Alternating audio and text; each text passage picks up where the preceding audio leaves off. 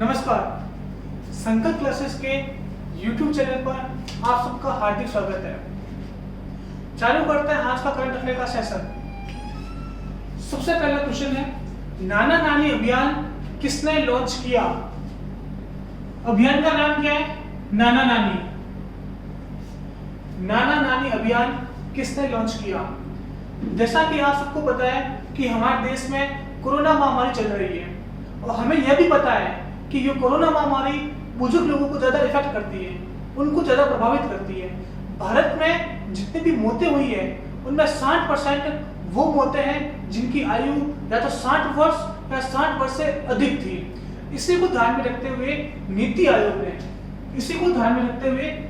आयोग ने नाना नानी दादा दादी अभियान शुरू किया है, जिसका उद्देश्य यह है कि हम अपने घर में जो बड़े बुजुर्ग हैं, नाना नानी हो गए, दादा दादी हो गए, उनका ध्यान रखें, उनकी केयर टेक करें, उनका सम्मान करें। क्लियर? किसने लॉन्च किया है? नीति आयोग ने लॉन्च किया है। अभियान का नाम क्या है? नाना नानी अभियान। अब बात करते हैं नीति आयोग की। नीति आयोग की फुल फॉर्म, नीति की फुल फॉर्म होती है national institute for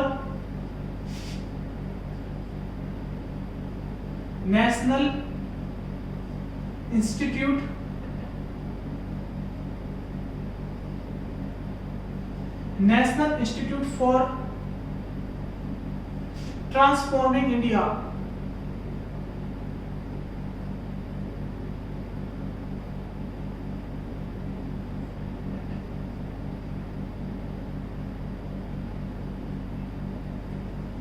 national institute for transforming India.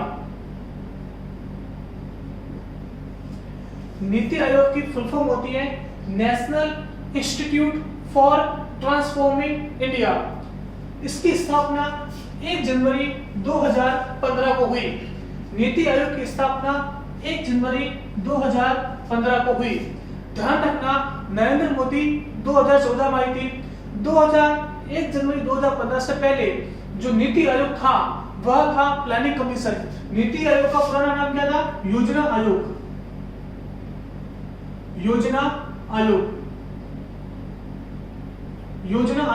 योजना आयोग को 1 जनवरी 2015 में योजना आयोग को चेंज करके नीति आयोग बना दिया गया।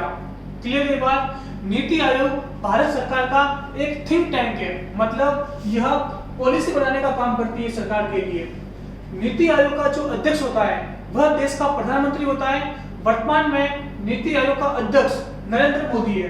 अध्यक्ष कौन है अभी? नीति आयोग का अध्यक्ष नरेंद्र मोदी। नीति आयोग का अध्यक्ष है नरेंद्र मोदी। क्लियर? उसके बाद नीति आयोग का उपाध्यक्ष, नीति आयोग का उपाध्यक्ष है नीति आयोग का उपाध्यक्ष है राजीव कुमार। क्या नाम है इसका? राजीव कुमार। नीति आयोग का अध्यक्ष देश का प्रधानमंत्री नरेंद्र मोदी। नीति आयोग का उपाध्यक्ष देश का राजीव कुमार। इसके अलावा नीति आयोग का सीईओ, नीति आयोग का सीईओ कौन है? CEO, chief executive officer, CEO है अमिताभ कांत। नाम क्या है इसका? अमिताभ कांत। नीति आयोग का सीईओ अमिताभ कांत। क्लियर ये बात? नीति आयोग का मुख्यालय नई दिल्ली है और सभी राज्यों के मुख्यमंत्री और 2 केंद्र शासित प्रदेश के मुख्यमंत्री कौन कौन? दिल्ली का मुख्यमंत्री और पुदुचेरी का मुख्यमंत्री। दिल्ली का मुख्यमंत्री अरविंद केजरीवाल और पुदुचेरी का मुख्यमंत्री वी नारायण स्वामी नीति आयोग के सदस्य होते हैं। क्लियर? सभी राज्यों के मुख्यमंत्री प्लस 2 केंद्र शासित प्रदेशों के मुख्यमंत्री कौन कौन से? दिल्ली और पुदुचेरी। इन दोनों के मुख्यमंत्री भी नीति आयोग के सदस्य होते हैं। क्लियर बात? चलते हैं अगले क्वेश्चन की तरफ।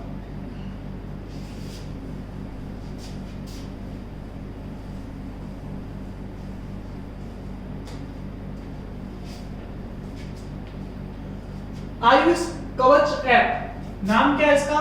आयुष कवच,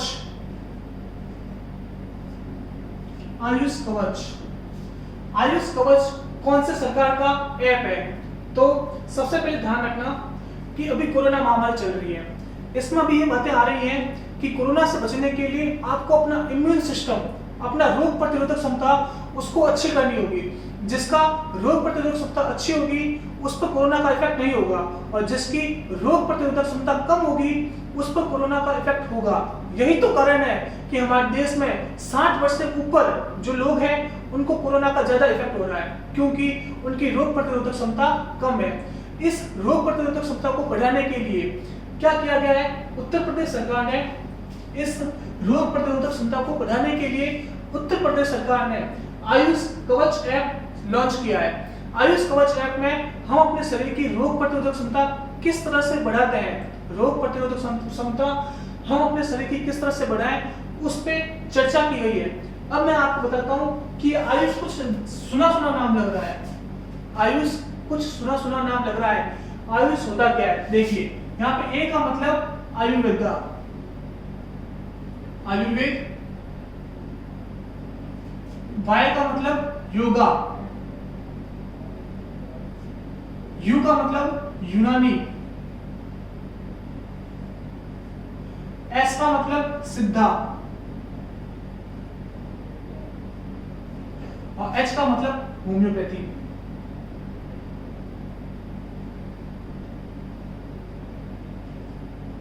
होम्योपैथी क्लियर?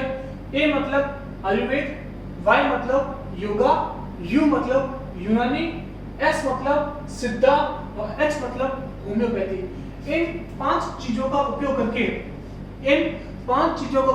करके व्यक्ति अपनी रोग प्रतिरोधक क्षमता किस तरह से बढ़ाए, किस तरह से उसको इंप्रूव करे, इस बारे में यह ऐप है। क्लियर? उत्तर प्रदेश सरकार ने लॉन्च किया है। उत्तर प्रदेश का सीएम कौन है? उत्तर प्रदेश का मुख्यमंत्री सीएम योगी आदित्यनाथ। क्या नाम है इसका? योगी आदित्यनाथ इसका सीएम है, योगी आदित्यनाथ। गवर्नर, राज्यपाल, उत्तर प्रदेश की राज्यपाल है आनंदीबेन पटेल, आनंदीबेन पटेल। आनंदीबेन पटेल उत्तर प्रदेश की गवर्नर और राज्यपाल है। उत्तर प्रदेश की राजधानी, उत्तर प्रदेश की राजधानी है लखनऊ। कल मैंने आपको बताया था कि लखनऊ में एक एयरपोर्ट है, उसका नाम है चौधरी चरण सिंह एयरपोर्ट। इसके अलावा वाराणसी जो एयरपोर्ट है उसका नाम क्या था? लाल बहादुर शास्त्री एयरपोर्ट। इसके अलावा उत्तर प्रदेश में जगह है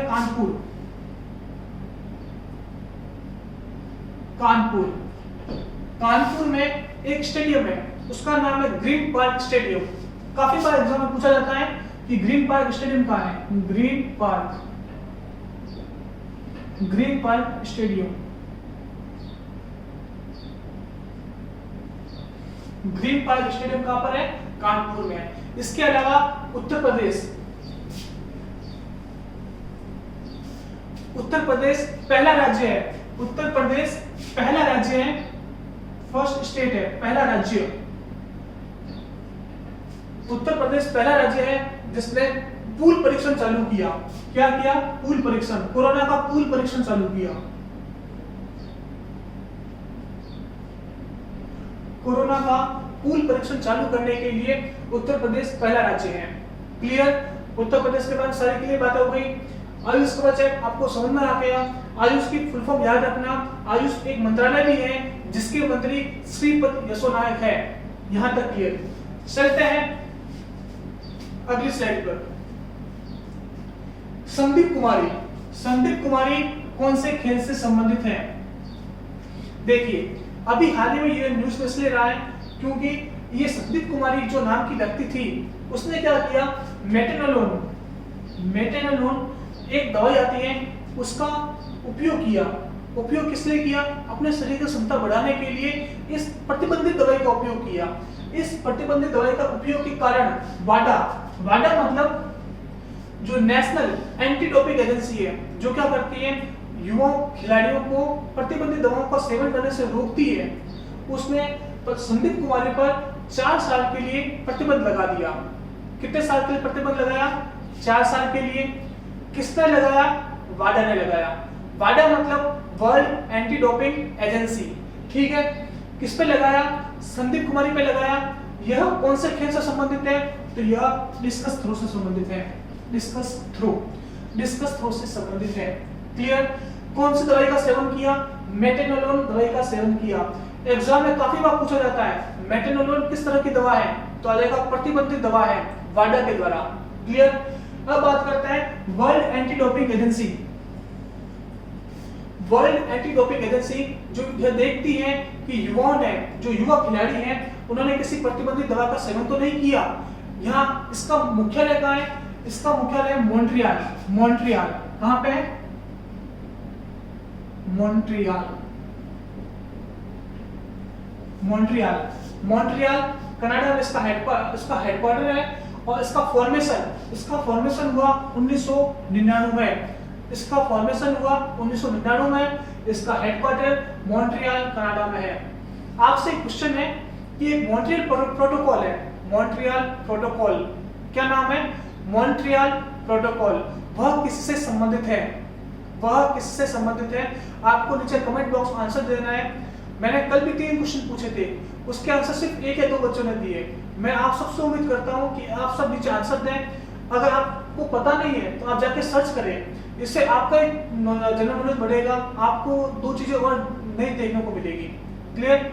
जिस तरह से वर्ल्ड में वर्ल्ड एंटी डोपिंग एजेंसी है, उसी तरह से हमारे भारत के अंदर नेशनल एंटी डोपिंग एजेंसी है।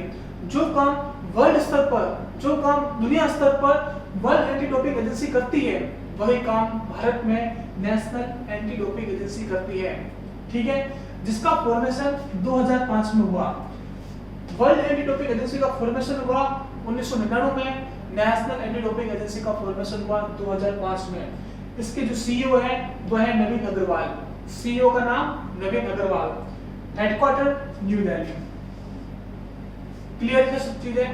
संदीप कुमारी डिस्कस थ्रू की ब्लेड मेटेनोलोन नामक प्रतिबंधित दवा के कारण 4 साल प्रतिबंधित हो गई।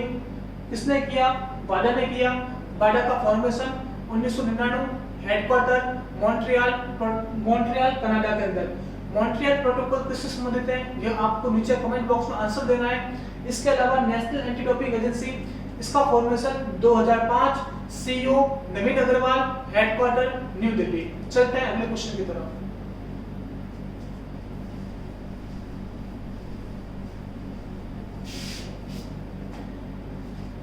कौन सा देश अपनी मुद्रा रियाल से तोमान में बदलने की योजना बना रहा है? अभी इसकी मुद्रा कौन सी है? रियाल। अभी इसकी मुद्रा है रियाल। चेंज किसमें करना है? तोमान में। ठीक है? देखिए इसकी पीछे की बैकग्राउंड क्या है। हम सब जानते हैं कि देश का मालिक कौन है। देश का मालिक है अमेरिका। अमेरिका बोलता है कि मुझसे जो भी पंगा लेगा मैं उस पर सैंक्शंस लगा दूंगा। क्या लगा दूंगा? प्रतिबंध लगा दूंगा। ऐसा ही एक देश है ईरान। ईरान ने क्या किया? अमेरिका से पंगा लिया। अमेरिका से पंगा लिया तो क्या किया? अमेरिका ने ईरान पर प्रतिबंध लगा दिए। अमेरिका ने ईरान पर प्रतिबंध लगा दिए। प्रतिबंध लगा दिए इसका मतलब ये हो गया कि अब अमेरिका ईरान के साथ किसी तरह का व्यवहार नहीं कर सकता, किसी तरह का व्यापार नहीं करेगा। साथ ही अमेरिका ने दूसरे देशों को भी यह बोला कि जो भी ईरान के साथ व्यापार करेगा मैं उस पर भी प्रतिबंध लगा दूंगा। क्लियर? अमेरिका ने ईरान पर प्रतिबंध लगा दिया और साथ में दूसरे देशों को भी यह बोला कि जो ईरान के साथ व्यवहार करेगा मैं उस पर भी प्रतिबंध लगा दूंगा। परिणाम स्वरूप क्या हो गया कि ईरान की जो करेंसी थी वह अवमूल्यन कर गई। ईरान की जो करेंसी रियाल थी उसका अवमूल्यन हो गया। क्यों? ईरान के पास सिर्फ एक ही चीज है बेचने के लिए, वह है तेल। क्या है? तेल। तेल। जब ये प्रतिबंध नहीं लगा था तो भारत ईरान से तेल आयात करने वाला सबसे बड़ा देश था। अब जब प्रतिबंध लग गया तो भारत ने ईरान से भी तेल लेना बंद कर दिया। इसके साथ साथ जो और दूसरे देश थे उन्होंने भी ईरान से तेल लेना बंद कर दिया। तो प्रॉब्लम ईरान की ये आ गई कि जहां पर ईरान की जो करेंसी रियाल थी वह 1 रुपया 2 या 3 रियाल हुआ करती थी। 1 रुपए में जो 2 रियाल हुआ करती थी, अब उसकी कंडीशन ये आ गई कि अब 1 रुपए में 555 रियाल तक पहुंच गई। 555 रियाल, 555 रियाल तक पहुंच गई। अभी मतलब आप 1 रुपए दो और 555 रियाल ले लो। अब अगर मैं इसके हिसाब से हिसाब लगाऊं तो पानी की बोतल जो 20 रुपए की आती है, पानी की बोतल जो 20 रुपए की आती है, अगर मैं उसको लेने जाऊंगा तो मुझे कितने रियाल देने पड़ेंगे? तो मेरे को देने पड़ेंगे 10,000 रियाल। 10,000 रियाल देने पड़ेंगे। मतलब एक पानी की बोतल के लिए मेरे को गड्डी भर के नोट लेके जाने पड़ेंगे। और यही मैं अगर सब्जी लेने निकल जाऊं या कुछ और बड़ी चीज लेने निकल जाऊं तो गाड़ी भर के पैसे लेके जाने पड़ेंगे। ये कंडीशन हो गई ईरान की। ईरान ने इससे बचने के लिए क्या किया? ईरान ने इससे बचने के लिए यह किया कि एक नई करेंसी जारी कर दी, उसका नाम दिया तोमान। और जो तोमान है वह 10,000 रियाल बराबर 1 तोमान हो गया। 10,000 रियाल बराबर 1 तोमान। 10,000 रियाल बराबर 1 तोमान। मतलब मैं 1 तोमान लेके जाऊं और एक पानी की बोतल ले लूं। आपको सारी बात क्लियर हो गई? ठीक है। किस देश ने अपनी करेंसी को रियाल से तोमान बदलने की योजना बनाई? वो बनाई ईरान ने। ईरान की करेंसी तेहरान। अगली स्लाइड चलते अपन। देखिए ये है ईरान, ये मैप है, ईरान का मैप है। देखिए ये है पाकिस्तान, यह है इंडिया। अब देखो ये है उत्तर, ये है दक्षिण, ये है पूर्व और ये है पश्चिम। ठीक है। भारत के पश्चिम में जाऊंगा तो यहाँ पे आया पाकिस्तान, पाकिस्तान के बाद ईरान, यहाँ पे ईरान आ गया। इसके बाद ये पर्शियन गल्फ है, पर्शियन गल्फ। ये जो दिख रहा है छोटा सा, ये जल संधि। कौन सी जल संधि है? स्ट्रेट ऑफ हर्मुज, हर्मुज जल संधि। कौन सी जल संधि है? हर्मुज, हर्मुज जल संधि। क्लियर? ये जो जल संधि है वो कौन सी जल संधि है? स्ट्रेट ऑफ हर्मुज, हर्मुज की जल संधि। इसके अलावा यहाँ पर भारत ने एक पोर्ट बना रखा है। भारत ने यहाँ पे एक पोर्ट बना रखा है, उस पोर्ट का नाम है चाबहार। नाम क्या है इसका? Chabahar, Chabahar port. Chabahar port Bharat ने ईरान के इस जगह बना रखा है। क्लियर? यहां तक क्लियर हो गया? ईरान, पाकिस्तान, इंडिया किस तरफ आता है? पश्चिम की तरफ आता है। चलते हैं अगले क्वेश्चन की तरफ।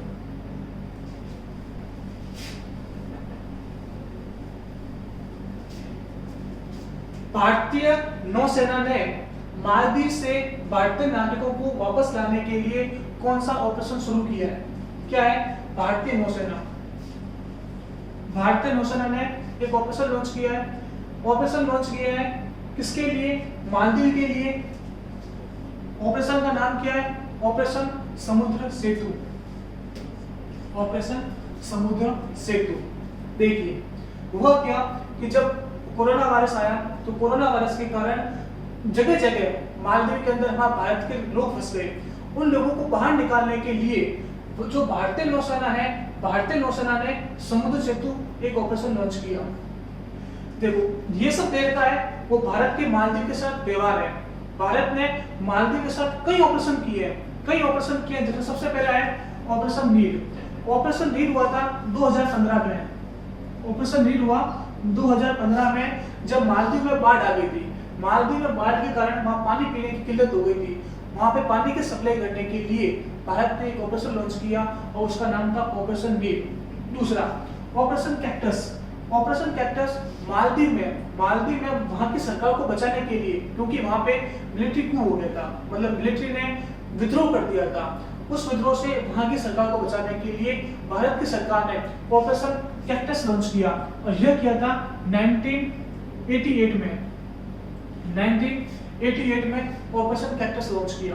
और ऑपरेशन संजीवनी, अभी ऑपरेशन संजीवनी हाल ही में 2020 में लॉन्च हुआ है मालदीव को दवाई की सप्लाई करने के लिए। कौन सी दवाई?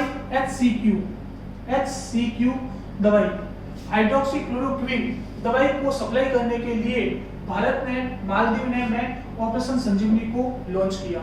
क्लियर? कल मैंने आपके साथ एक वीडियो डिस्कस की थी जिसमें बताया था, मैंने युद्धाभ्यास के बारे में बताया था।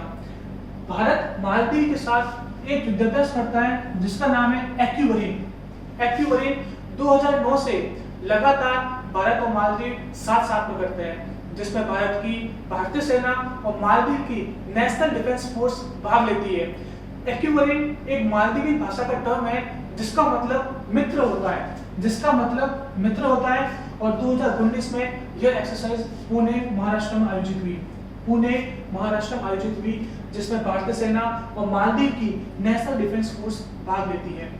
कल एक मैंने वीडियो बनाई थी जिसमें मैंने युद्धाभ्यास का एक चार्ट बताया था जो आपको सही ढंग से दिख नहीं रहा था। मैं वो कल वापस आपको डिस्कस करूंगा बोर्ड पे। क्लियर? चलते हैं अगले क्वेश्चन की तरफ।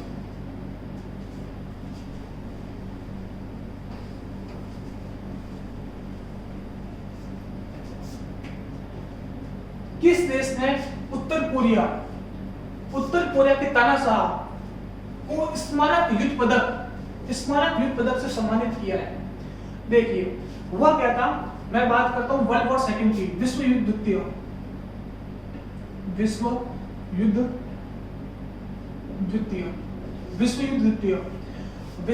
ने क्या किया? विश्व युद्ध द्वितीय में जो रूस था, रूस ने विजय पाई थी। किस पे पाई थी? जर्मनी पर विजय पाई। जर्मनी में किसका राज था? नाजियों का। वर्ल्ड वॉर सेकंड के दौरान रूस ने जर्मनी में विजय पाई। जर्मनी में किस पे विजय पाई? नाजियों पर विजय पाई। अब जब ये विजय हुई तो उसकी 75वीं वर्षगांठ है। 75वीं वर्षगांठ। उस 75वीं वर्षगांठ पर रूस ने उत्तर कोरिया के तानाशाह को स्मारक युद्ध पदक से सम्मानित किया है। किसने किया? रशिया ने किया। किसको किया? उत्तर कोरिया को किया। कौन से पदक से सम्मानित किया?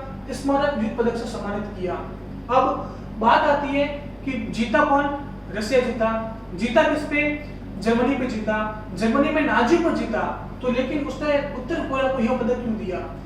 बात ये हुई क्योंकि जब ये युद्ध चल रहा था तो जो रूस के सैनिक जो उत्तर कोरिया मर गए थे, तो उत्तर कोरिया के उस समय की सरकार और वहां के लोगों ने उस रूसी सैनिकों की जो लाश थी उनकी हिफाजत की थी। इसी कारण इस अच्छे व्यवहार को ध्यान में रखते हुए रूस ने उत्तर कोरिया के शासक को स्मारक युद्ध पदक से सम्मानित किया।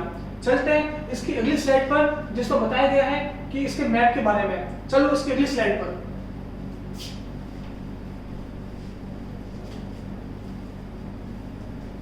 देखिए यह है चीन, यह है नॉर्थ कोरिया और यह है साउथ कोरिया।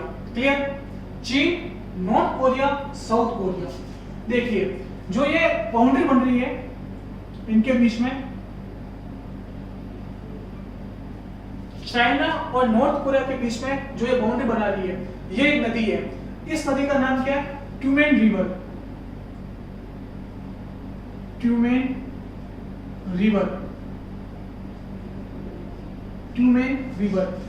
रिवर चाइना और नॉर्थ कोरिया के बीच में बाउंड्री बना रही है। क्लियर? यहाँ पे आप देख सकते हो कि रशियन फेडरेशन और यहाँ के बीच में एक छोटी सी बाउंड्री है। नॉर्थ कोरिया और रशिया के बीच में ये एक छोटी सी बाउंड्री है। ठीक है? ये जो बाउंड्री बना रही है इसका नाम है लोअर ट्यूमेन रिवर।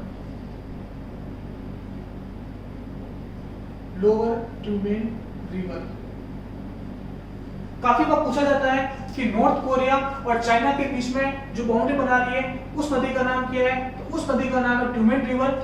और जो नॉर्थ कोरिया और रूस के बीच में जो बाउंड्री बना रही है उस नदी का नाम क्या है? Lower Tyumen river. क्लियर? ये नॉर्थ कोरिया की राजधानी प्योंगयांग। क्लियर? ये साउथ कोरिया की राजधानी सियोल। नॉर्थ कोरिया और साउथ कोरिया के बीच में एक लाइन गुजरती है, उस लाइन का नाम है 38th पैरेलल। 38th parallel. यहाँ पे आता है येलो सी, यहाँ पे आता है येलो समुद्र। अब इसको येलो समुद्र क्यों कहते हैं? क्योंकि चाइना से एक नदी आती है, इसका नाम है येलो रिवर। क्या नाम है इसका? Yellow river. यह येलो रिवर अपने साथ कुछ पीले पीले कलर का अवसाद लेके आती है, इसी कारण इस समुद्र का नाम येलो रिवर है। क्लियर? यहां तक। चलते हैं अगली स्लाइड के ऊपर।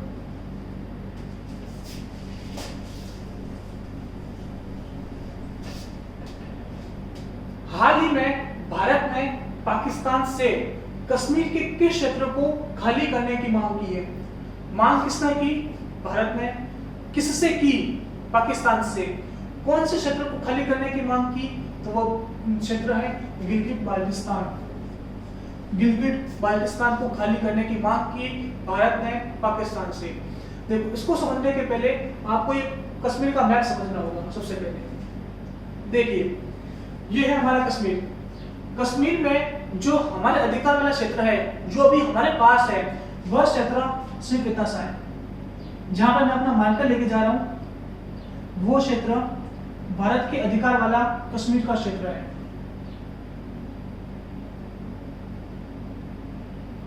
यह क्षेत्र भारत के अधिकार वाला कश्मीर का क्षेत्र है।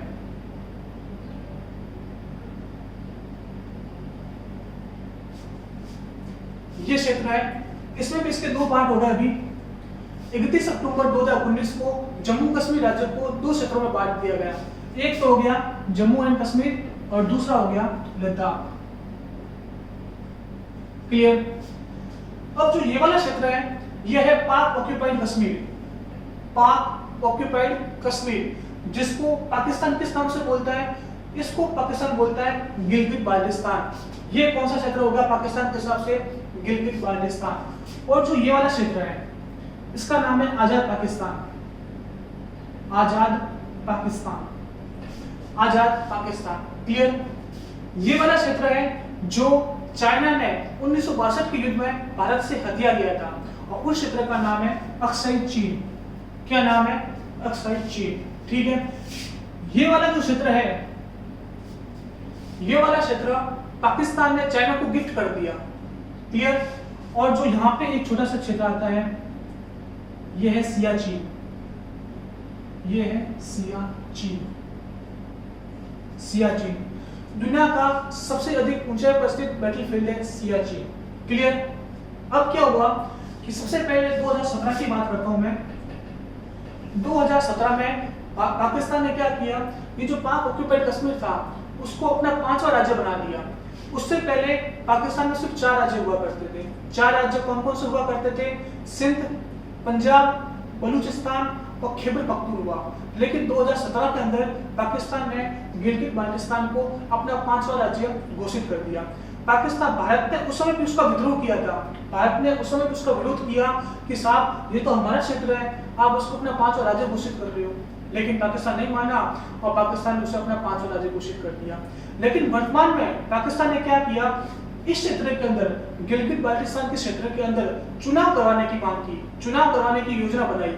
तब भारत ने बोला कि सबसे पहले तो आपने अपना हमारा क्षेत्र हड़प लिया, उसके बाद आपने यहाँ पे अपना राज्य घोषित कर लिया और अब आप यहाँ पे चुनाव करवाने की योजना बना रहे हैं। तो भारत ने कश्मीर से ये क्षेत्र वापस मांगने की मांग रखी कि यह गिलगित बाल्टिस्तान हमारा क्षेत्र है, हमको वापस दिया जाए। क्लियर हो गया आपको? मैप समझ में आया होगा आपको? क्लियर? चलते हैं इसके अगले क्वेश्चन की तरफ।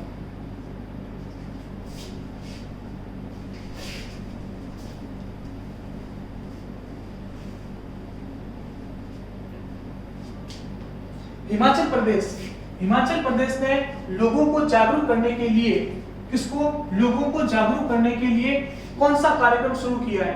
कार्यक्रम का नाम है निगाह। निगाह को लॉन्च किया है कि साहब जो कोरोना वायरस से पीड़ित जो लोग, अभी आपने सुना होगा अखबारों में कि जो बाहर के लोग थे, प्रवासी माइग्रेंट थे, वह अपने अपने गृह जिलों में वापस आ रहे हैं। तो उन गृह जिलों की निगरानी करने के लिए, उन लोगों पर निगरानी करने के लिए हिमाचल प्रदेश ने एक कार्यक्रम लॉन्च किया है, उसका नाम है निगाह। नाम से स्पष्ट है, निगाह मतलब ध्यान रखना, कि जो बाहर से लोग आए उन पर ध्यान रखा जाए, उनकी मॉनिटरिंग की जाए कि वो कहाँ पे जाते हैं, कहाँ से मिलते हैं, उनको होम क्वारंटाइन किया जाए। इसको ध्यान में रखने के लिए हिमाचल प्रदेश ने एक कार्यक्रम लॉन्च किया है, उसका नाम है निगाह। हिमाचल प्रदेश की राजधानी शिमला, हिमाचल प्रदेश की राजधानी शिमला। इसके जो मुख्यमंत्री हैं वह है जयराम ठाकुर,